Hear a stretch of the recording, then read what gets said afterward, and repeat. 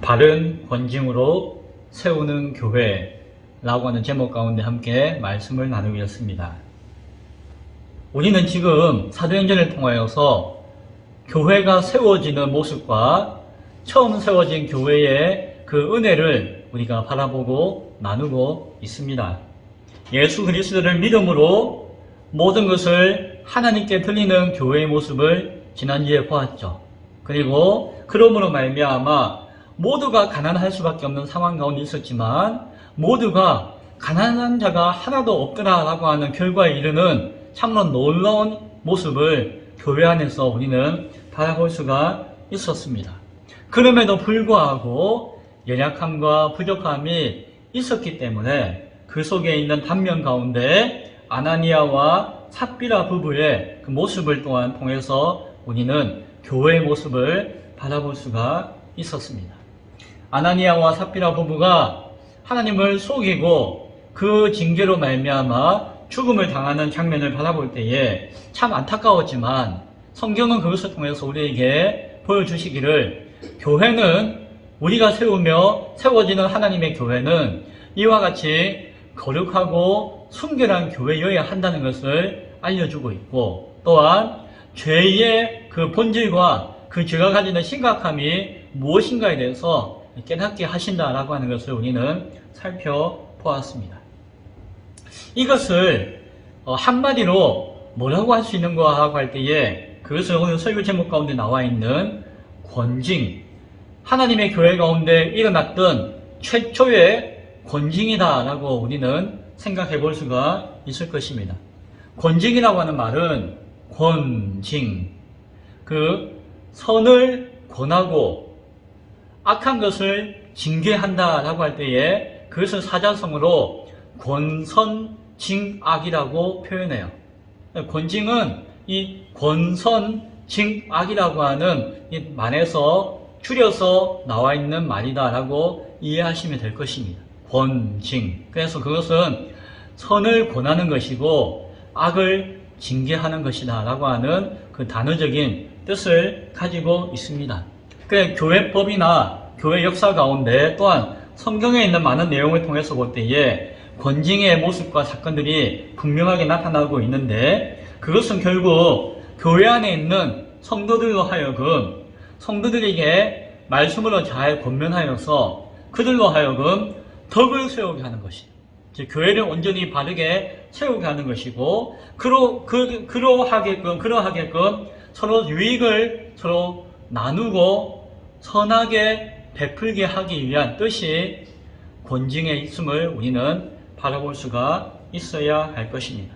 그래서 아나니아와 삽비라 사건의 그 비참한 사건이지만은 그것이 어쩌면은 처음 교회를 세우는 데 있어 가지고 교회를 세움에 있어서 하나님의 권징이 반드시 필요하며 또한 중요한 의미와 가치를 가질 수밖에 없고 가져야 한다라고 하는 것을 우리에게 보여주는 사건이다라고 우리는 생각할 수가 있을 것입니다.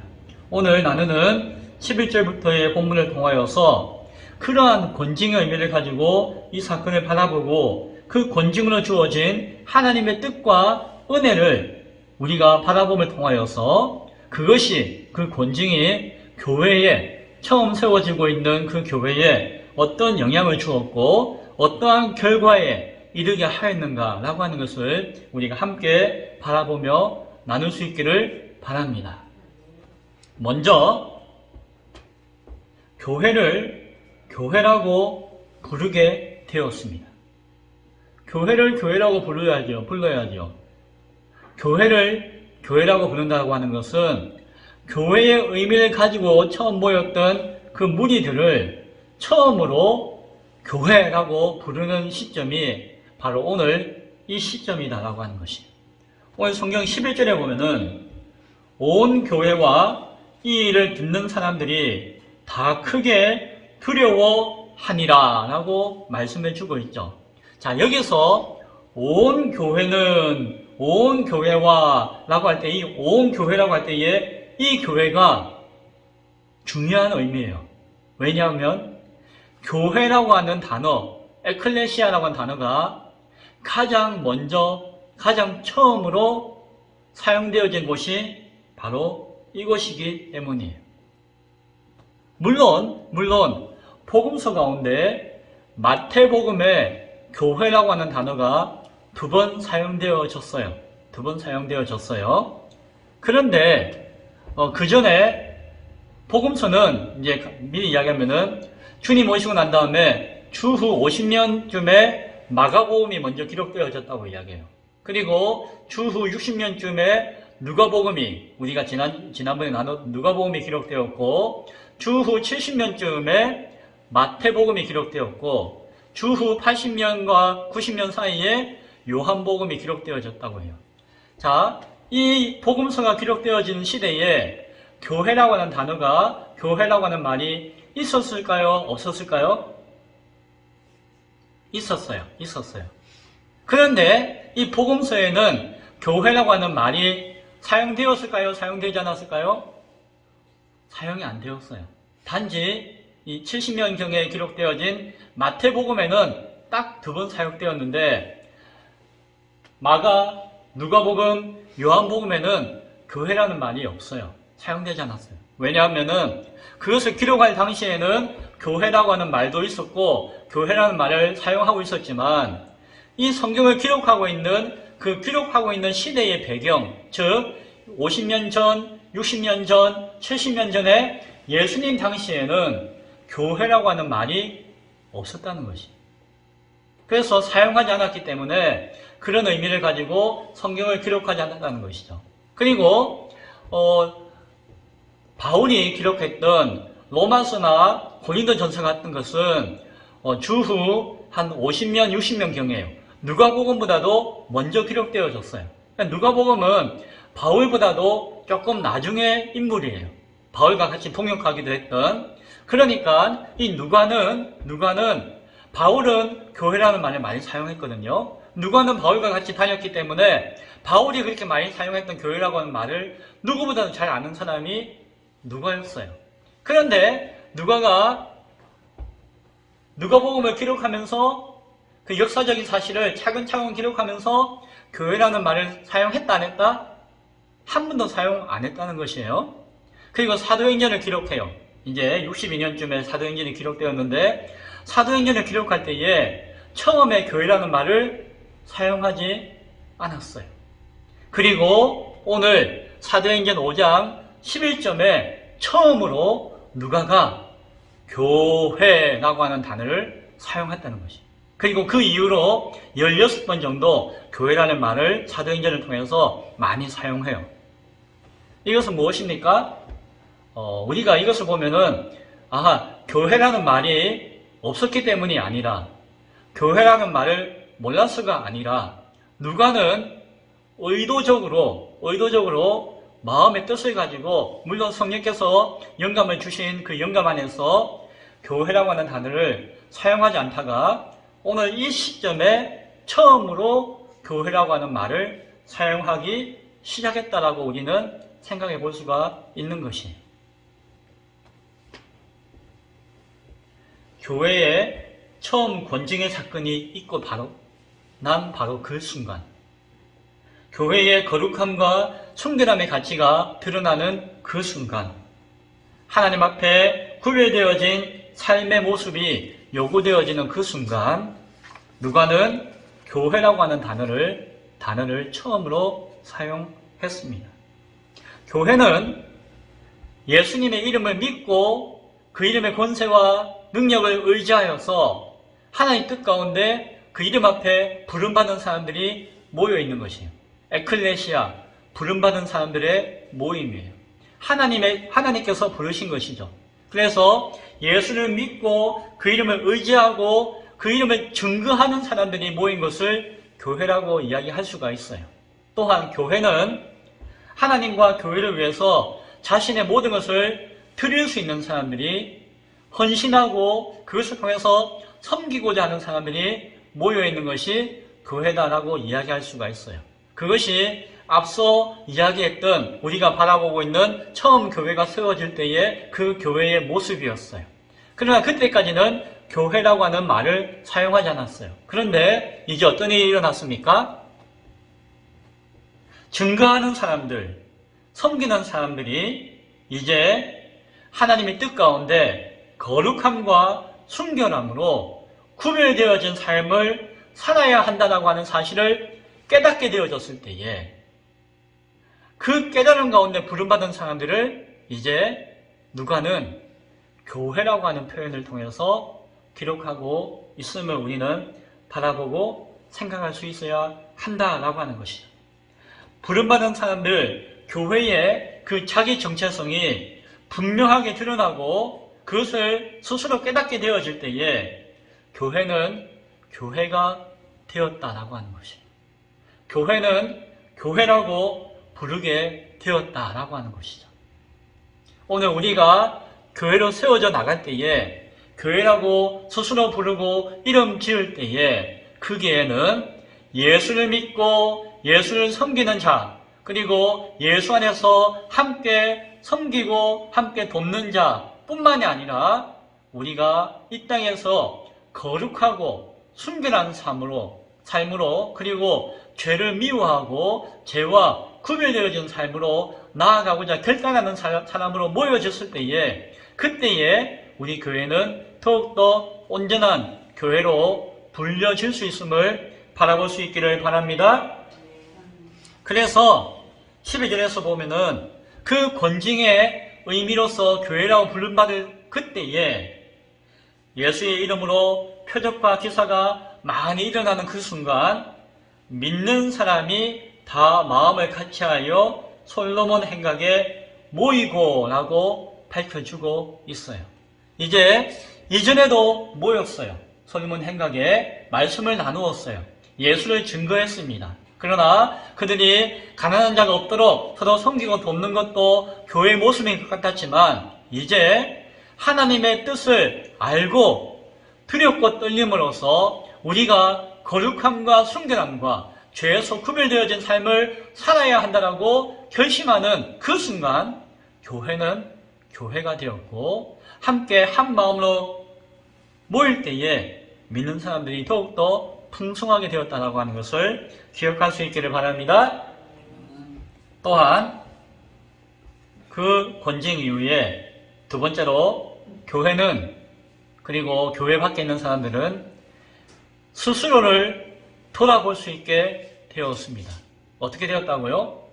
자기 스스로를 돌아볼 수 있게 되었다는 것이 11절에 온 교회와 이 일을 듣는 사람들이 다 모두가 크게 두려워하니라 라고 말씀했죠.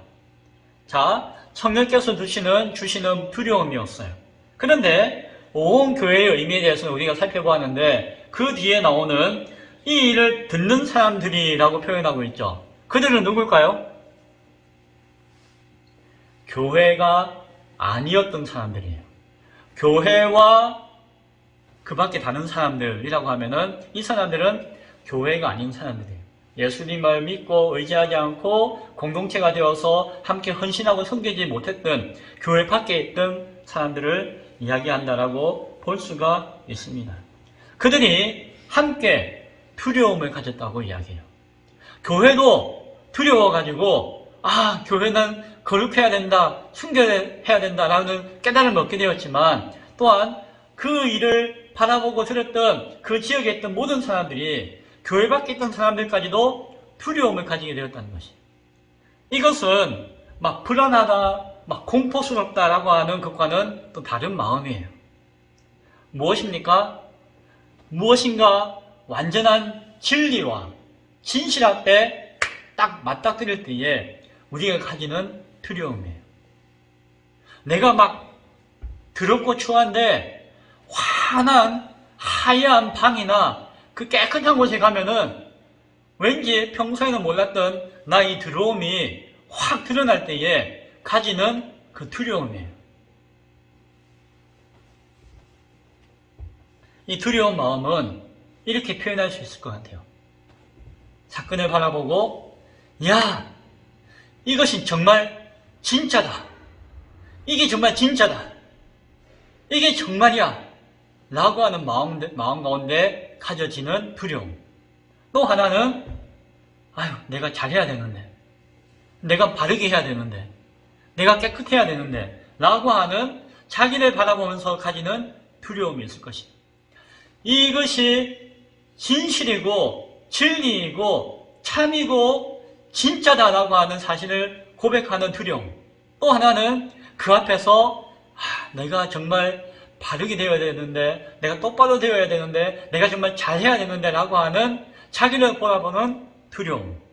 그래서 진짜다 라고 하는 것은 하나님을 향한 경외심이다 라고 한다면은, 아이고 내가 잘해야 되는데 라고 하는 두려움은 뭘까요?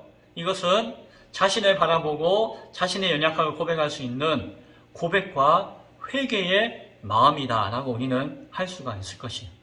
두려워했다라고 할 때에는 이 두 가지 마음이 함께 찾아왔다라고 우리는 생각하게 되어집니다.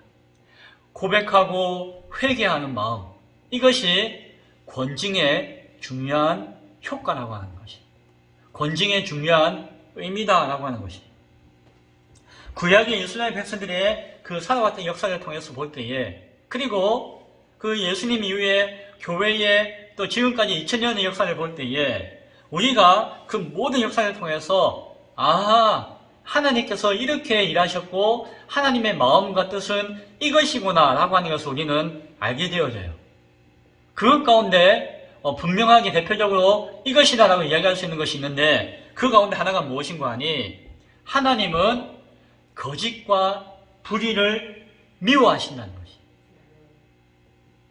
하나님은 그 거짓과 불의를 물리치시고 진실과 공의를 세우기를 원하신다라고 하는 것이. 또한 하나님은 죄인과 교만한 자를 미워하신다는 것을 알게 되어져요. 그래서 하나님은 이 죄인과 교만한 자를 물리치시고 의인과 겸손한 자를 통해서 세우신다라고 하는 것을 우리가 바라볼 수 있습니다. 따라서 우리는 하나님의 역사를 통해서 바라볼 수 있는 것은, 하나님은 진실과 공의로서 겸손하고 낮고 겸손한 그 자를 통하여서 하나님의 나라, 하나님의 교회를 세우시기를 원하시고 세우실 것이다 라고 하는 것을 우리는 생각할 수가 있을 것입니다. 그래서 교회에 성도되어진 자들은 항상 거짓과 불의를 미워하고, 그것을 우리가 거짓과 불의에 거했을 때에는 그것을 고백할 수 있어야 돼요. 그리고 그것을 하나님 앞에 회개하며 돌이킬 수가 있어야 한다는 것이에요. 그리고 교회 성도들은 우리가 죄 가운데 거할 때에, 범죄하였을 때에 그 죄인 되어짐과 우리의 연약함 가운데 드러나는 그 교만함을 깨달았을 때에 그 죄악되어진 죄와 그 교만을 하나님 앞에 고백하고 또 회개할 수 있는 심령이 되어야 한다는 것이죠. 그러할 때에 그 교회가, 그 교회의 성도가 하나님의 온전한 교회를 세우기에 합당한 모습이 되어진다는 것을 우리는 바라볼 수가 있어야 할 것입니다. 권징이 일어났습니다. 표적과 기사가 함께 일어났습니다. 불신자들의 모습은 이제 두 가지의 모습 가운데 나타났어요. 무엇입니까? 하나는 13절에서 이야기하듯이 감히 그들과 상종하는 사람이 없으나, 무엇입니까? 그러한 교회 앞에 함께 상종할 수 있는, 함께 하고자 하는 사람이 없었다라고 이야기해요. 그래서 교회는 더욱더 온전해졌지만은 교회 밖에 있는 사람들에게 두려움을 가지게 되었는데, 그 두려움 가운데 반응은 두 가지인데, 하나는 교회를 더욱더 멀리하게 되어지는 사람이 있었어요. 또 한 부류의 사람은 13절과 14절에 이어서 말씀하기를 그 교회를 칭송하더라. 그리고 믿고 죽게 나오는 자가 많아졌더라 라고 이야기해요. 무엇입니까? 하나님을 모르는 그 불신자들 가운데, 예수 그리스도를 부인하는 그 불신자들 가운데, 하나님을 알았겠죠, 유대인들이니까. 그 불신자들 가운데 한편으로는 상종하지 않고 더욱더 멀리 떠나는 사람도 있었고, 한편으로는 그것을 칭송하며 하나님의 존재 앞에 두려움을 가지고 믿음을 가지고 나아오는 사람들이 생겨나고 많아졌더라라고 오늘 성경은 말씀해주고 있습니다. 스스로를 돌아보게 되어지고 그 가운데 교회를 떠나는 사람이 있었고 교회의 지체가 되는 사람이 있었다라고 하는 것을 우리는 바라보게 되어지죠. 그래서 세 번째 우리가 권징의 결과로서 이해할 수 있는 것은 교회 앞에 두 부류의 사람이 분명하게 드러났다라고 하는 것입니다. 권징 앞에 권징이 임하니까 교회 앞에 두 부류의 사람이 분명하게 선명하게 드러나게 되었다는 것을 보게 되어져요. 자, 이 두 부류의 사람은 어떤 사람이었다고요? 첫 번째는 상종하지 않는 사람들, 무엇과? 교회와 상종하지 않는 사람들이 있었다라고 이야기해요. 상종한다라고 하는 것은 결합한다, 함께 속한다, 친밀하게 사귄다 이런 의미가 있어요. 상종하지 않았다는 것은 무엇입니까? 그 교회와 결합하지 않고자 하였고 속하려고 하지 않았고 그 교회와 사귀고자 하지 않았다는 것이에요. 교회의 역사와 교회 모습을 누구보다 잘 알죠. 이 사람들은 하나님을 아는 유대인들이었고 예수님도 알았어요. 그들이 기다리는 메시아라고 한때는 기대하였고 그 기대가 미치지 못하니까 십자가에 못 박아 죽게 하였고 부활하신 예수님을 바라보면서 참으로 당황스러워했던 그 예수님을 그들은 알고 있었어요. 하지만 그들은 그 예수를 믿는 교회 가운데 속하려고 하지 않고 친밀하게 사귀려고 하지 않았다. 어떻게 했다? 더욱더 배척하고 더욱더 멀리하고자 하였다라고 이야기해요. 그런 사람들이 분명해졌다라고 이야기해요. 왜 그랬을까요? 생각해보면은 그들의 특징 중에 하나는 우리는 문제가 없다라고 여기는 사람들이었을 것이에요. 나중에 보면은 예수님 앞에 문제 있는 사람들이 다 모여요. 병든 사람들, 귀신 들린 사람들, 범죄하는 사람들 다 몰려갔어요. 왜? 내 문제를 해결할 수 있는 분이 예수님이니까. 그러나 이들은 나는 병도 안 걸렸고 귀신도 안 들렸고 사지가 멀쩡하고 정신도 똑바르고 나는 죄도 안 지었고 나는 아무 문제가 없다는 것이에요. 그래서 나는 두려워하거나 무서워하거나 그런 마음으로 내 교회 앞에 갈 이유가 없다라고 생각하는 사람들이었을 것이에요. 그들은 자신의 문제가 무엇인지를 전혀 몰랐기 때문에 부인했기 때문에 나는 이런 사람입니다라고 고백할 수도 없었고 고백할 수 없기 때문에 회개할 수도 없기에 그들은 구원에 이를 수 있는 소망도 없는 사람인 것을 우리는 바라보게 되었습니다. 또한 이들은 하나님도 알고 예수님도 아는 사람들이었어요. 그러나 하나님과 예수님을 믿는 그 교회로 부름받은 그 교회의 공동체성을 부인하는 사람들이었을 수도 있어요. 하나님 좋아요. 예수님 좋아요. 그런데 하나님도 좋고 예수님도 좋은데 굳이 이렇게 모여가지고 함께 찬양하고 기도하고 예배하고 해야 됩니까? 나는 내 마음대로 하고 싶은데 나는 내 마음대로 하나님 믿고 나는 내 마음대로 예수를 믿든지 말든지 난 내 알아서 하고 싶은데 굳이 저렇게 모여가지고 함께 모여서 예배하고 심지어는 자신의 재물도 팔고 다 내어놓고 헌신하며 수고하네. 나는 적당하게 욕심도 부리고 난 적당하게 내 거 챙기면서 적당하게 살고 싶은데 저렇게 안 하면 안 될 것처럼 마치 욕심 부리면은 아나니아와 삽비라처럼 저렇게 권징을 받는 것처럼 난 저렇게는 안 살고 싶고 저렇게 신앙생활 안 하고 싶어요 하는 사람들이 있었을 것이에요. 이 사람들은 분명한 하나님 뜻이 나타나니까 슬금슬금 뒤로 물러났을 것이에요. 하나님 믿는 게 예수님 믿는 게 이렇게 골치 아파가지고 어떻게 믿겠나 난 좀 편하게 믿고 싶네 라고 하는 사람들은 교회와 더욱더 멀어지게 되었을 것이에요. 그전에는 내 맘대로 하고 싶었는데 하나님의 권징이 분명하게 딱 내려지고 교회는 순결하며 거룩하며 죄와 구별되어야 한다는 것을 밝혀주니까는 적당히 살고 싶은 사람들은 상종하지 않고자 하는 마음이 생겼을 것입니다. 어떤 사람들은 나라에서 예수 믿지 말고 예수 가르치지 말고 예수 전하지 말라고 했는데 그래도 말 안 듣고 저렇게 끝까지 예수 전하고 가르치고 함께 모여서 예수 찬양하고 이 나라 백성인데 이 나라 말을 들어야지 라고 하면서 교회를 상종하지 않고자 했던 사람들도 분명히 있었을 것이에요. 겉으로는 뭐 명령에 복종하고 나라에 순종하고 공권력을 인정한다라고 이야기하지만 두려움 가운데 그들은 슬금슬금 그런 핑계를 대면서 교회를 멀리 떠나고 상종하지 않은 사람들도 분명히 있었을 것입니다.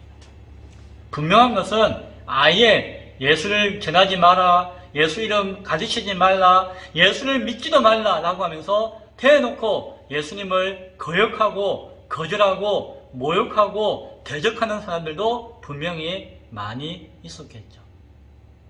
이들은 이 권징이 일어나고 있는 교회 역사 앞에서 교회와 상종하지 않고자 떠나갔던 멀리하는 사람들인 것을 보게 되어져요. 이들이 분명하게 드러났다라고 성경은 이야기해요. 그리고 어떤 사람이 생겨났다고요? 믿고 나아오는 사람들이 있었다라고 이야기하죠. 15절부터 16절에 보면은 심지어 병든 사람을 메고 거리에 나가 침대와 요에 누이고 그 옆에 베드로가 지나갈 때에 혹시라도 베드로의 그림자가 그 누워있는 사람에게 덮여질까를 바라는 사람이 있었다라고 이야기해요. 왜요? 베드로가 지나가서 그림자를 덮으면은 그 은혜로 뭔가 이 사람들이 나을까봐, 병이 나을까봐, 그런 마음 가운데, 그런 기대감 가운데, 그런 소망 가운데 나아오는 사람들도 심지어 있었다라고 이야기해요.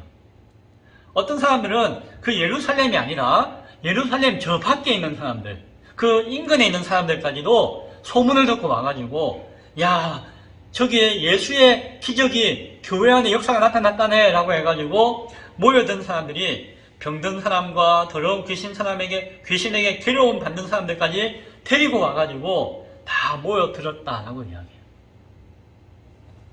베드로가 지나가다가 그 그림자가 그 병든 사람에게 쫙 덮여지면은 이 사람이 나았을까요? 안 나았을까요? 그런 일은 안 나왔을 것 같아요.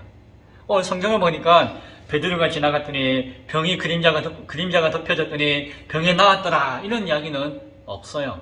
그것은 미신이고 잘못이고 허망한 이야기죠. 그런 중요한 것은 뭡니까? 그런 간절함이 있었다는 것이죠. 무지하였지만 잘 몰랐지만 그런 간절함을 가지고 나아왔다는 것이. 최소한 무엇입니까? 자신의 연약함과 자신의 부족함과 자신의 문제를 알고 왔다는 것이.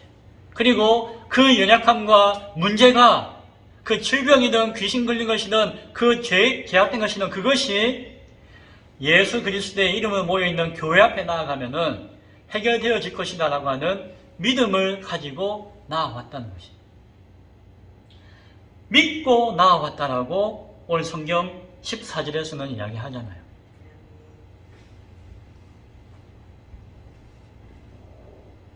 눈치를 볼 거 없이, 체면 차릴 거 없이, 다른 사람의 부축을 받았으라도, 다른 사람의 도움을 받았으라도, 이 내가 가지고 있는 이 질병, 이 내가 가지고 있는 이 귀신 들린 거, 이 내가 가지고 있는 이 근본적인 죄악 문제, 이 내가 이 악한 것, 이거 정말 내가 해결하고 싶습니다. 정말 나는 순결하게 거룩하게 살고 싶은데 도저히 해결이 안 되는데, 나는 겸손하게 살고 싶은데 이 도저히 해결이 안 되는데, 교회 앞에 나아가면은, 거룩하고 순결하고 죄로부터 구별되어진 교회 앞에 나아가면은 그 모든 것들이 해결은 받을 수 있다는 것을 자신이 믿고 나아온다는 것이, 그것이 중요하다는 것을 바라보아야 할 것입니다.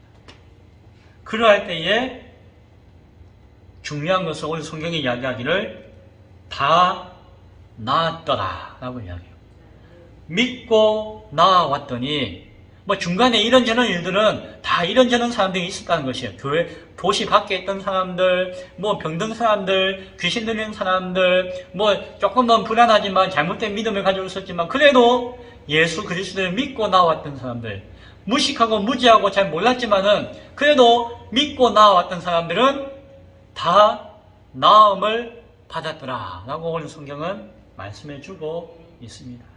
교회 앞에 상종하지 않는 사람들이 가득하고 나타났지만은 믿고 나와서 다 나음을 받은 사람들도 또한 분명하게 드러나는 것을 우리는 바라볼 수가 있습니다.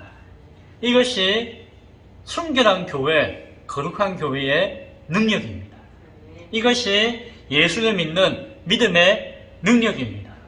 문제가 해결되어지고 죄가 해결되어지고 육체의 연약한 질병이 나음받아지고 나를 사로잡고 있는 악한 영이 물러나게 되어지는 것, 그 모든 것들이 예수를 믿고 하나님의 그 거룩한 교회 앞으로 나아왔던 그 결과, 그 능력이 이렇게 나타나는 것입니다. 이러한 근본적인 죄와 질병과 귀신 들림과 모든 악한 문제들이 해결되어지는 역사가 우리 가운데서도 나타날 수 있기를 축원드립니다. 말씀을 맺고자 합니다.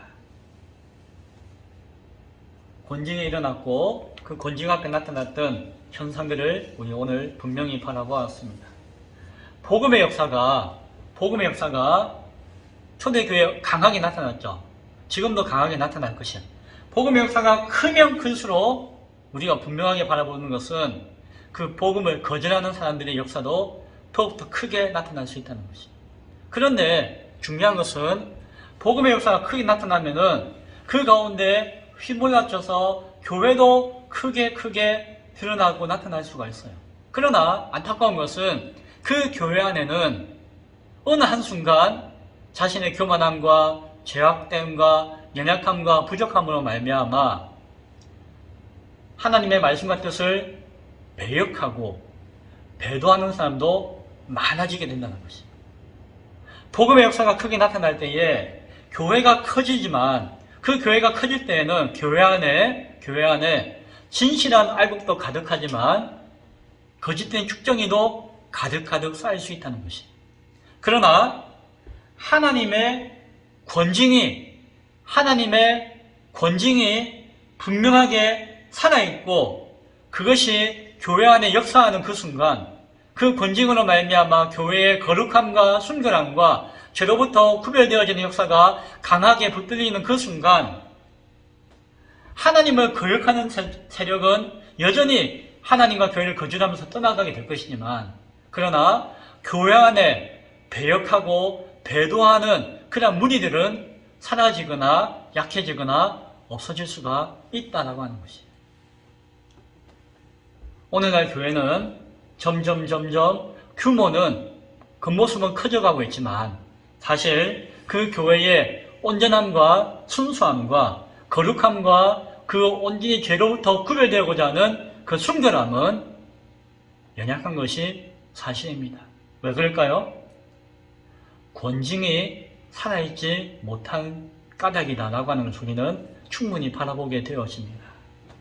오늘날 교회가 권징을 회복하고 하나님의 뜻을 회복하여서 그 앞에 우리의 연약함과 부족함과 죄악되고 교만함을 다 내어놓고 회개할 수 있게 바랍니다. 그럴 때에 비록 교회를 떠난 자들은 여전히 떠날 것이지만 교회는 자정하게 될 것이고 새롭게 되어질 것이고 정결하게 되어질 것이고 마지막 앞에 준비되어지는 사명을 온전히 감당할 수 있게 되어질 것입니다. 복음의 역사와 함께 하나님의 권징의 은혜의 역사가 함께 풍성하게 일어나기를 구하고 그것을 위해서 기도할 수 있는 우리 기쁨의 교회 저와 여러분 될 수 있기를 한국교회 가운데 이러한 역사가 더욱더 온전히 나타날 수 있기를 간절히 축원드립니다. 기도하겠습니다.